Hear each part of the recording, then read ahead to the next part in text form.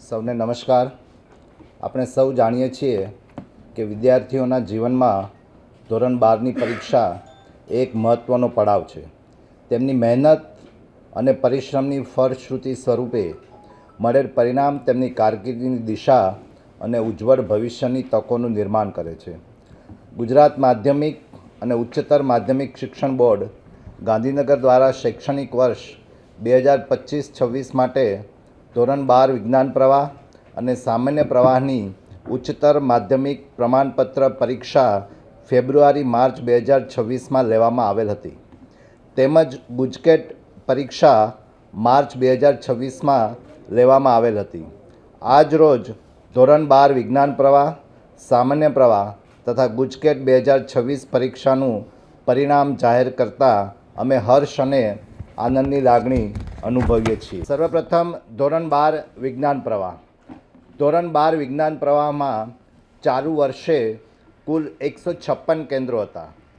કુલ નિયમિત વિદ્યાર્થીઓ 1,11,270 પરીક્ષાર્થીઓ નોંધાયા હતા, જે પૈકી 1,11,090 પરીક્ષાર્થી પરીક્ષામાં ઉપસ્થિત રહેલ હતા અને તે પૈકી 93,678 પરીક્ષાર્થીઓ પ્રમાણપત્ર મેળવવા પાત્ર એટલે કે ઉત્તીર્ણ થયેલ છે। ધોરણ 12 વિજ્ઞાન પ્રવાહનું પરિણામ 84.33% છે, જેમાંથી વિદ્યાર્થીઓનું પરિણામ 84.04% છે, જ્યારે વિદ્યાર્થિનીઓનું પરિણામ 84.65% છે। માધ્યમની વાત કરીએ તો ગુજરાતી માધ્યમનું પરિણામ 84.32% છે અને અંગ્રેજી માધ્યમનું પરિણામ 85.13% છે। જિલ્લાની દ્રષ્ટિએ મોરબી જિલ્લો 94.85% પરિણામ સાથે રાજ્યમાં પ્રથમ ક્રમે રહે છે। દાહોદ જિલ્લો 57.44% પરિણામ સાથે અંતિમ ક્રમે રહે છે। કેન્દ્ર પ્રમાણે કુંભારિયા કેન્દ્ર 98.62% સાથે પ્રથમ ક્રમે છે અને લીંબડી કેન્દ્ર 42.98% પરિણામ સાથે છેલ્લા ક્રમે છે। ગ્રુપ પ્રમાણે આપણે તુલના કરીએ તો એ ગ્રુપનું પરિણામ 90.79% છે, જ્યારે બી ગ્રુપનું પરિણામ 79.87% છે। હવે સામાન્ય પ્રવાહના પરિણામની વાત કરીએ તો ધોરણ 12 સામાન્ય પ્રવાહમાં ચાલુ વર્ષે કુલ 535 કેન્દ્રો હતા।